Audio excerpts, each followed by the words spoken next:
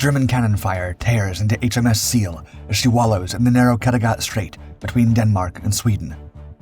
British Lieutenant Commander Rupert Lonsdale stands rigid on the bridge, watching his submarine disintegrate around him. His Lewis guns, the vessel's only protection on the surface, jam one after another. Above, Kriegsmarine Arado seaplanes bank and circle back for another pass, their silhouettes stark against the dawn sky of May 1940. Lonsdale is trapped, but he knows that below deck lurks a deadlier threat. In Seal's flooded bilges, 2 depth charges secretly wait, primed to explode if the submarine sinks past 50 feet. As fresh German fire punctures the hull and seawater floods in, Lonsdale contemplates doing something unthinkable, something that will happen only and exactly once in the entire war. Seal goes to war. On August 4th, 1939, HMS Seal departed British waters for the first time. Launched a little less than a year earlier from Chatham Dockyard, the 293-foot vessel was bound for China, where she was to join 2 of her fellow mine-laying submarines of the Grampus or Porpoise class, HMS Grampus and HMS Rorqual. At her helm stood Lieutenant Commander Rupert Philip Lonsdale, a seasoned submariner who had joined the Royal Navy at just 14 and worked his way through the ranks, previously commanding both HMS H-44 and HMS Swordfish. As Seal passed Gibraltar and Malta on her way to the Suez Canal, her crew maintained the complex machinery that made her one of Britain's most advanced underwater weapons. Her special mine galleries could carry up to 50 Mark 16 mines, deployable through a stern hatch while remaining hidden beneath the waves, a significant leap forward from earlier British mine-laying submarines. But Seal was more than just a mine layer. With 6 21-inch torpedo tubes, a 4-inch deck gun, and 2 Lewis machine guns that could be mounted on her conning tower, she was a versatile predator. By September 3rd, Seal had reached Aden, at the southern entrance to the Red Sea. However, that day, Lonsdale and his men would receive an urgent wireless message that would drastically alter her path. With the German invasion of Poland, Britain was now officially at war, and Seal was needed closer to home. With the submarine's voyage to the Far East abruptly terminated, the Admiralty ordered Lonsdale to conduct patrols watching Italian shipping, as fears mounted that Mussolini might secretly assist German submarines despite Italy's official neutrality. For 2 weeks, Seal prowled the waters near the Horn of Africa, her crew quickly adjusting to wartime protocols and the constant vigilance required for combat patrols. Soon, Seal was recalled to the European theater, escorting a damaged destroyer through the Mediterranean before heading back to Britain. Upon arrival, she was sent to begin operations in the North Sea, where tension was rapidly building as Hitler set his sights on Norway. Throughout the bitterly cold winter, Seal's crew endured bone-chilling watches on her bridge, scanning the gray horizon for enemy vessels. In April 1940, the German invasion began, and Seal was thrust into the heart of the action. Operating directly off the Norwegian coast, she took ever greater risks to disrupt enemy operations. Lonsdale made a bold decision to enter Stavangerfjord, a precarious operation even for an experienced submarine commander. Using Seal's novel Aztec equipment, an early form of sonar, he navigated the treacherous narrows to reach the port of Stavanger itself. To Lonsdale's frustration, the merchant ships in the harbor all flew neutral flags, and his requests to attack a seaplane base or land a shore party to sabotage the railway were firmly rejected by higher command. German naval vessels they encountered had too shallow a draft for Seal's torpedoes to hit effectively. The submarine returned to Rosyth, disappointed but intact, narrowly escaping a torpedo attack near where HMS Thistle had been lost. Despite the dangers faced during these patrols, Lonsdale maintained exceptional standards aboard his vessel. On one occasion, Seal returned to port in excellent condition, only to be told by Admiral Horton, the overall commander of British submarine operations, quote, "You're too damn clean for a wartime boat. Something must be wrong." Horton was suggesting that Seal might have been deliberately avoiding the dangerous areas where she was most needed. However, after reviewing the submarine's logbooks and seeing the risks they had actually taken, he quickly changed his mind, concluding, quote, "You must have a damn good crew." By the end of April 1940, after several months at sea and minor damage from scraping against a merchant ship, Seal was due to return to dry dock at Chatham. But fate had other plans. Her sister submarine, Kattegat, had suffered a serious ramming incident and urgently needed the repair berth instead. Engineers at Blythe made what temporary repairs they could to Seal before she was ordered to assume Kattegat's place in a scheduled mine-laying operation, a mission that would take her into one of the most perilous hunting grounds in the European theater. Operation FD7. Seal was to cross the Skagerrak, the strait that separates Norway and Denmark, and head into the small sea passage between Denmark and Sweden, known as the Kattegat. German vessels had been traversing these waters to transport vital iron ore from Sweden to fuel Hitler's war machine. Under Operation FD7, Seal's mission was to lay mines in their shipping lanes to stop them. Captain Bethel, commander of the 6th Submarine Flotilla, was against Seal's participation in the operation and tried to talk Admiral Horton out of using her. He believed it was too risky for a submarine as large as Seal to operate in such shallow, confined waters. But Horton would not be convinced. The disruption of German supply lines was too important. Seal's orders would stand. HMS Seal set sail from Immingham on the east coast of England on April 29th with a full load of 50 mines. As she slipped quietly into the North Sea, the atmosphere on board was tense but determined. Lieutenant Commander Lonsdale knew the size of the challenge. German naval and air patrols had intensified following their successful occupation of Norway, and the narrow straits ahead offered little room for evasive maneuvers. 3 days later, Seal entered the Skagerrak, where she encountered her sister submarine, HMS Narwhal, heading in the opposite direction. Narwhal had just completed her own mine-laying mission, stirring up German defenses by scoring 6 hits with 6 torpedoes. In the early hours of May 4th, Seal entered the Kattegat on the surface. To minimize her silhouette, Lonsdale had trimmed her down so that only the conning tower remained above the waves. The night was clear, with dawn approaching fast. At 2:30 a.m., a German Hinkel HE-115 seaplane spotted the submarine. Lonsdale immediately ordered a crash dive to 90 feet, barely avoiding the bombs dropped by the aircraft. Though the damage was slight, their presence had been revealed to the enemy. Later that morning, Lonsdale discovered German anti-submarine trawlers searching for them around the primary target area. To avoid crossing paths with the enemy vessels, Lonsdale immediately ordered to direct Seal to her secondary objective instead. She arrived at 9 a.m. and spent the next 45 minutes laying her cargo. With all 50 mines successfully deployed, Seal began her journey back to Britain. But by now, the German trawlers were actively on the hunt.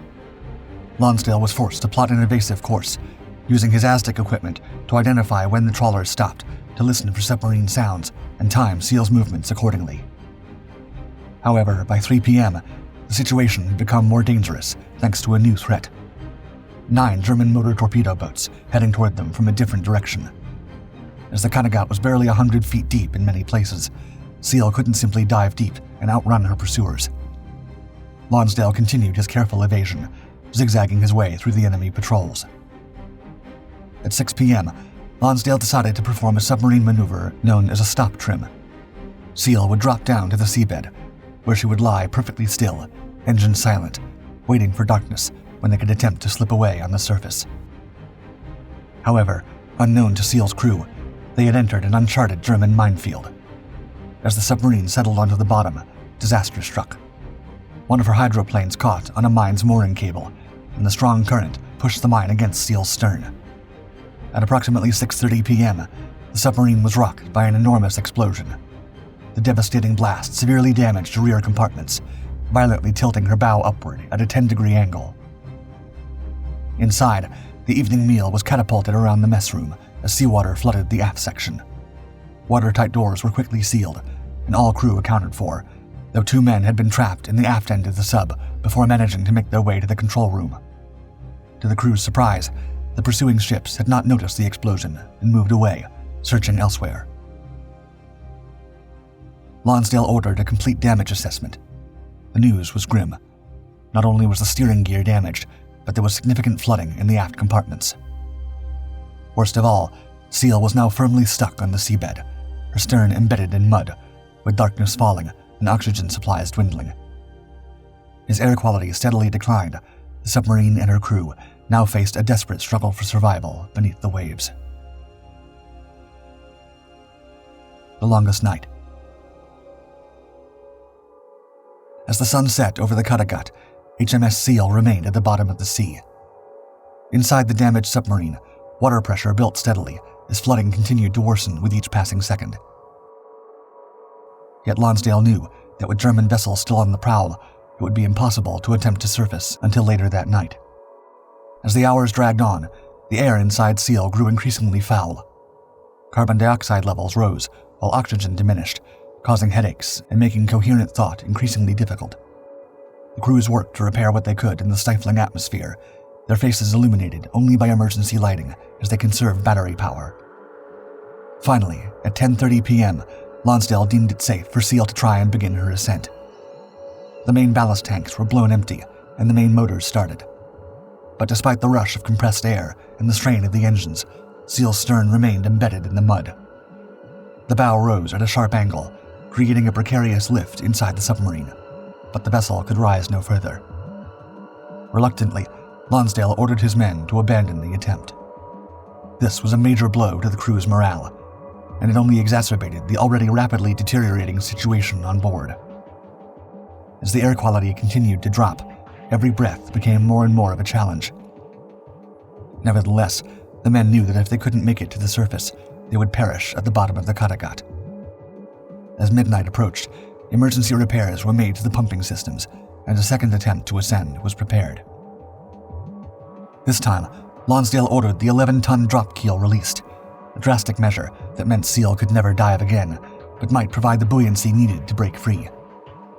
More compressed air was used to blow the remaining tanks. The submarine shuddered, but just as before, it was unable to lift off the seabed. With each passing minute, the crew's chances of survival were growing slimmer. Carbon dioxide inside Seal was now at a critical level. Men stumbled at their stations, some barely able to maintain consciousness. The submarine's hull creaked under pressure, and the temperature inside had risen uncomfortably. Despite these conditions, Lonsdale maintained his composure, methodically working through their dwindling options. The crew considered using the Davis escape apparatus, individual breathing sets designed for emergency evacuation, but quickly realized it would take several hours for all men to escape. The first few might reach the surface, but the submarine would almost certainly flood completely before the rest could get out. At 1:10 a.m. on May 5th, Lonsdale's 35th birthday, he made a decision that revealed the depth of his character. Gathering his struggling crew in the control room, he led them in reciting the Lord's Prayer. In this moment of crisis, the captain's quiet faith became a source of strength for his men. Though their voices were weakened by deteriorating air conditions, they mustered their remaining strength to join together in the ancient words that had comforted generations of Christian sailors in peril. After the prayer, Lonsdale directed all mobile crew members to move as far forward as possible, hoping their combined weight might tip the balance and free the stern. Many fainted or became violently ill in the attempt, but those who could manage it crowded into the forward compartments. At the same time, the engineers discovered there was still one salvage blow valve with a tiny amount of air left. The valve was located up a companionway, but with tremendous effort, one of the engineers was finally able to reach and open this valve. To everyone's astonishment, the submarine began to move upward. Whether through the redistribution of weight, the last gasp of compressed air, or what some would later describe as divine intervention, Seal finally broke free from the bottom and began an ascent toward the surface. At 1:30 a.m., after nearly 23 hours trapped underwater, HMS Seal came bursting through the waves. As the hatches were flung open, the oxygen-deprived crew experienced intense headaches from the rush of fresh air. Men stumbled onto the bridge, gulping in the cool night breeze despite the pain it caused. Nevertheless, while they were relieved at reaching the surface, nobody was in any doubt. Their situation remained extremely precarious. Lonsdale climbed to the bridge and scanned the horizon. The German hunters were nowhere to be seen, but Seal was far from safe. Her rudder was jammed, making steering impossible. The stern compartments were severely flooded, causing a dangerous list.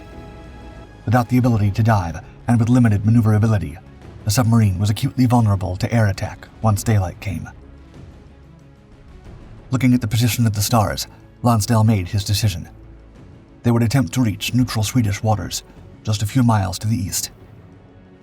Using reverse engines, since the bow was pointed toward German-occupied territory, he set his damaged vessel on what he hoped would be a course to safety. The confidential papers were consigned to the seabed, and the Aztec equipment was destroyed, with pieces thrown overboard to prevent their capture. Lonsdale sent a message to the Admiralty to inform them that he was heading toward the Swedish coast. With the cipher books destroyed to prevent them falling into enemy hands, Lonsdale could not receive the two critical replies that followed, quote, "Understood and agreed with, best of luck," and, quote, "Safety of personnel would be your first consideration after destruction of the Aztecs." Had Lonsdale received these messages, they would have saved him considerable anguish over the decisions he would soon be forced to make.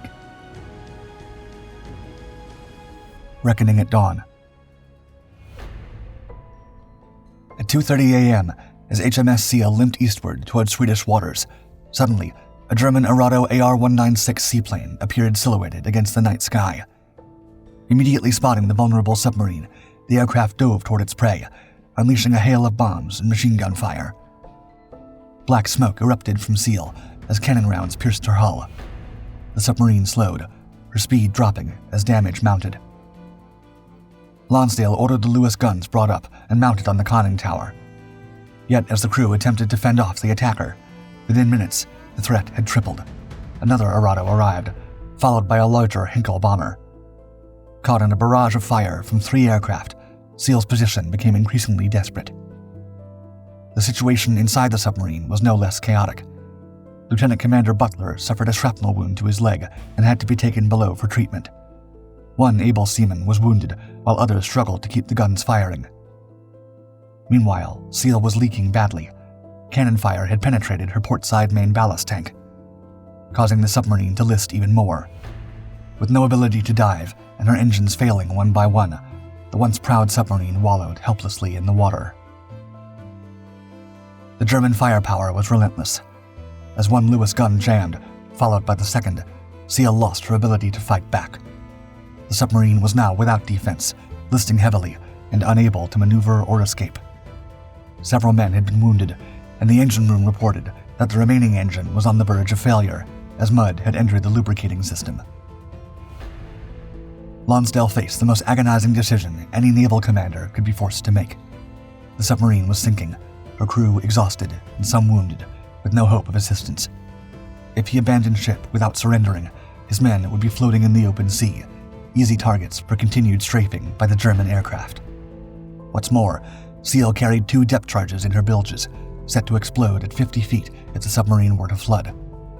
This measure was designed to make sure she wouldn't be captured, but if they were to detonate, it would also potentially claim the lives of any crew members in the water above her.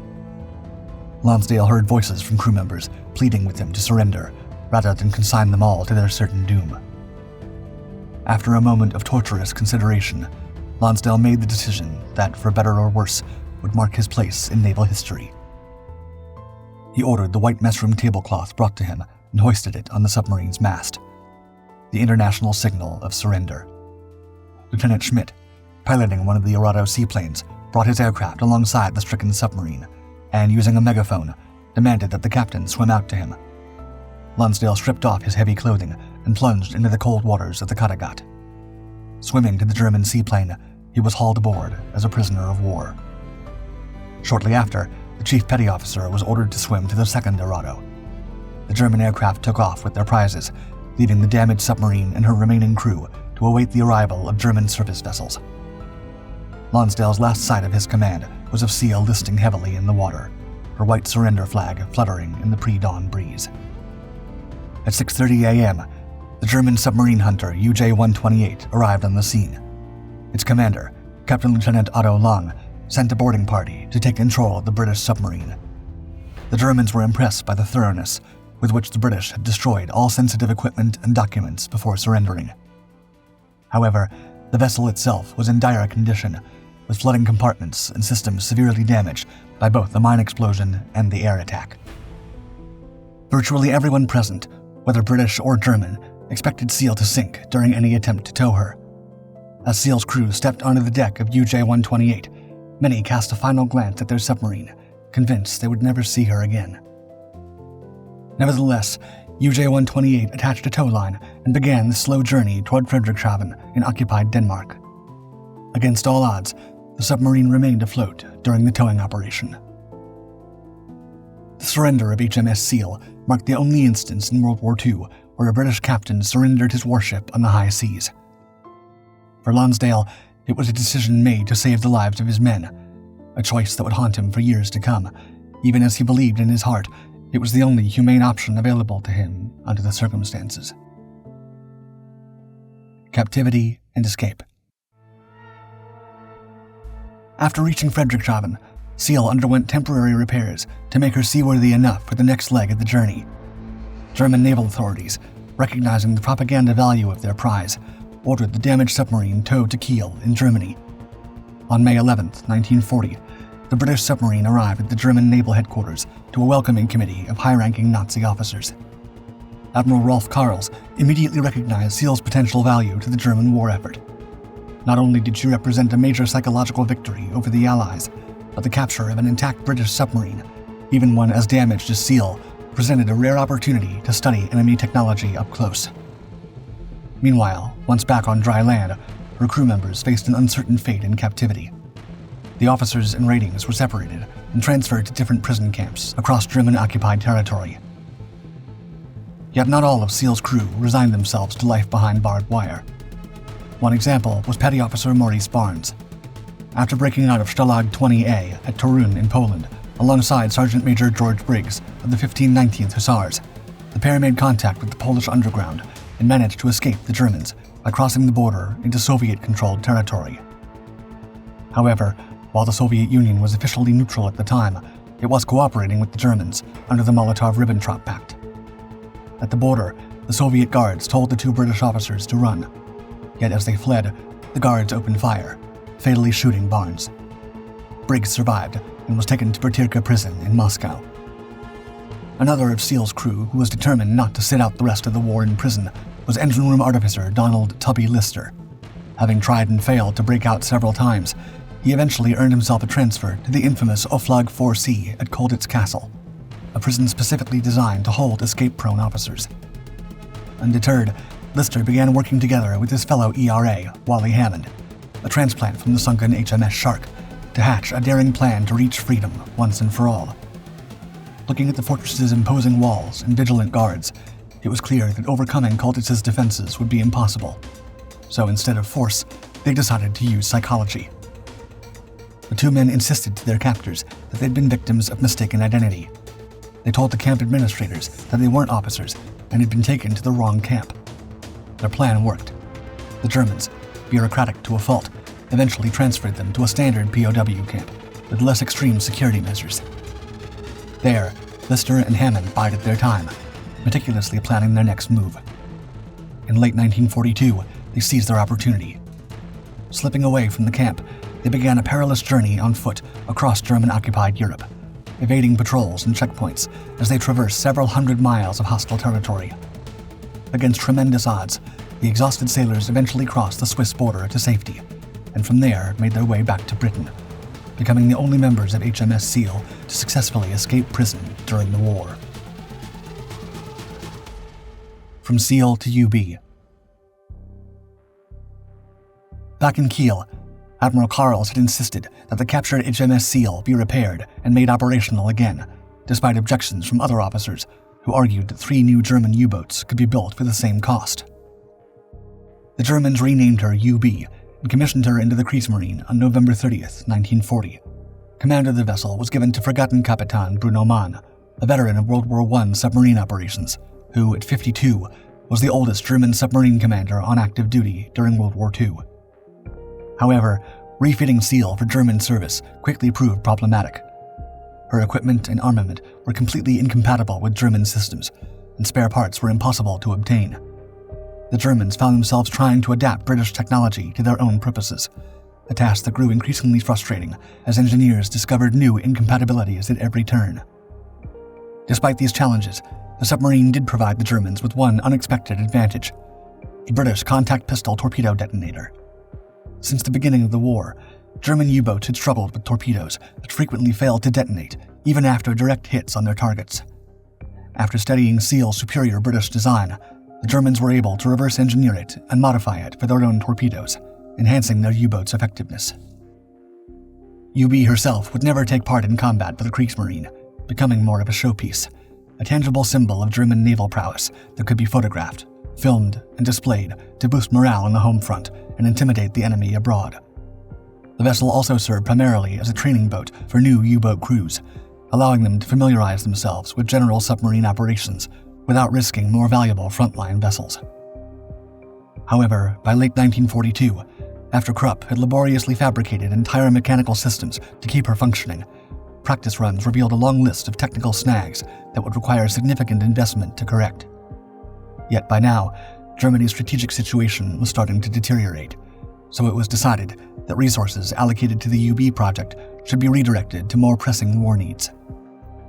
In mid-1943, the former HMS Seal was officially decommissioned, stripped of useful equipment, and abandoned in a remote corner of Kiel Dockyard, where she would later be sunk during an Allied air raid. Judgment. In May 1945, the war in Europe came to an end. Yet while joyful crowds filled the streets, Lieutenant Commander Lonsdale and his second-in-command, Lieutenant Trevor Beat, had little to celebrate. Upon returning to Britain, what they had feared during their years of captivity came true. They were dragged before a court-martial for the loss of HMS Seal. In April 1946, both men were tried at Portsmouth. As a show of support for their former superiors, several crew members who had served under them on Seal traveled from other parts of Britain at their own expense. The proceedings against Beat lasted only a day before he was honorably acquitted of negligently failing to ensure the sinking of Seal. Lonsdale's court-martial followed the next day. He faced more serious charges, failing to take immediate action to engage the enemy aircraft that attacked Seal, and failing to take steps to ensure her sinking when it appeared she might fall into enemy hands. For 2 days, the court of 5 Royal Navy captains heard testimony about the extraordinary circumstances surrounding Seal's surrender. What made Lonsdale's case unique was the unprecedented argument introduced by his defense, that the slow buildup of carbon dioxide inside the boat during the 23 hours underwater had rendered him mentally incompetent at the critical moment of decision. This novel approach acknowledged the undisputed central fact that Lonsdale had indeed surrendered his vessel, while providing the court with grounds to side with the accused. After less than an hour of deliberation, the verdict was announced. Lonsdale was honorably acquitted of all charges. Following naval tradition, Lonsdale's sword was returned to him by the president of the court, a powerful symbolic gesture indicating he had done nothing to dishonor it. Vindicated at last, the commander was mobbed by several of his former crew members as they congratulated him on his victory. The outcome of the court-martial would have implications that went far beyond Lonsdale himself, setting a precedent for later naval disciplinary proceedings. Eventually, UK Armed Forces law was changed to officially recognize that extraordinary circumstances could necessitate decisions that might otherwise be considered unacceptable. Shortly after his acquittal, Lonsdale left the Navy and began a new path as a priest in the Church of England, eventually rising to the position of canon. He passed away in 1999 at the age of 93. The tale of HMS Seal remains one of the most extraordinary episodes in naval history, a story of courage, endurance, moral complexity, and ultimately, redemption.